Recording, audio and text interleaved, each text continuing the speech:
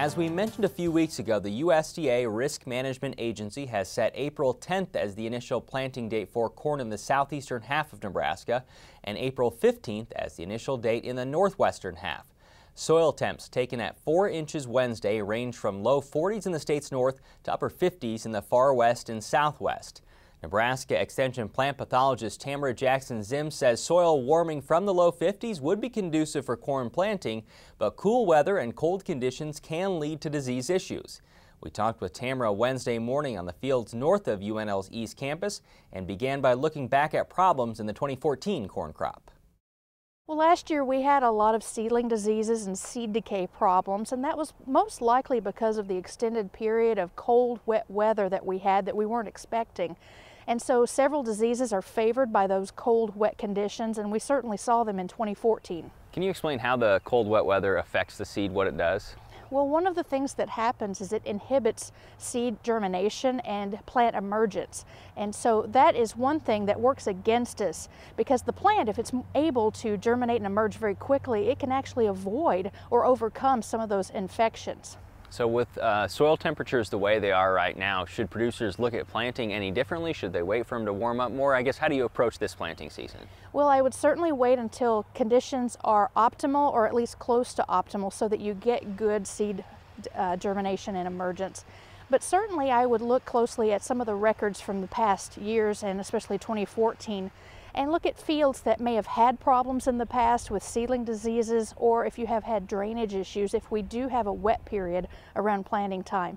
And waiting just a few days or waiting to plant that field last might help you overcome some of those problems, giving it a chance to warm up a little bit or dry out. What problems does it lead to with stand establishment and equal stand, things like that?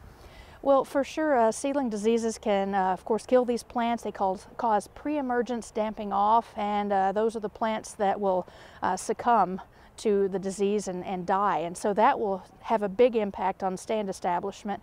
And so that would be the biggest concern about that. And not necessarily in wet conditions. We've had some very, very dry conditions in some of the state, and there are other pathogens that do impact corn and soybean in dry conditions. Which are?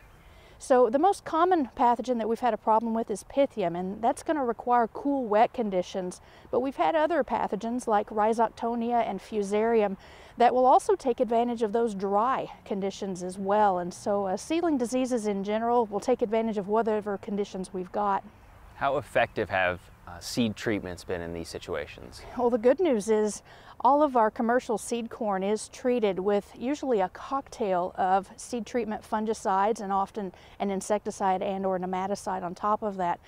Well, these fungicide combinations are very wide modes of action, and so they are very effective, but under stressful conditions for the plant, the pathogens can overcome that, and especially if the plants have not emerged rapidly.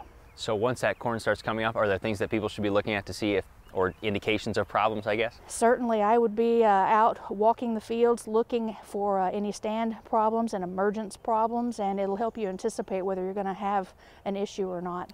In the situation that there would be a replant scenario, do you do anything differently then?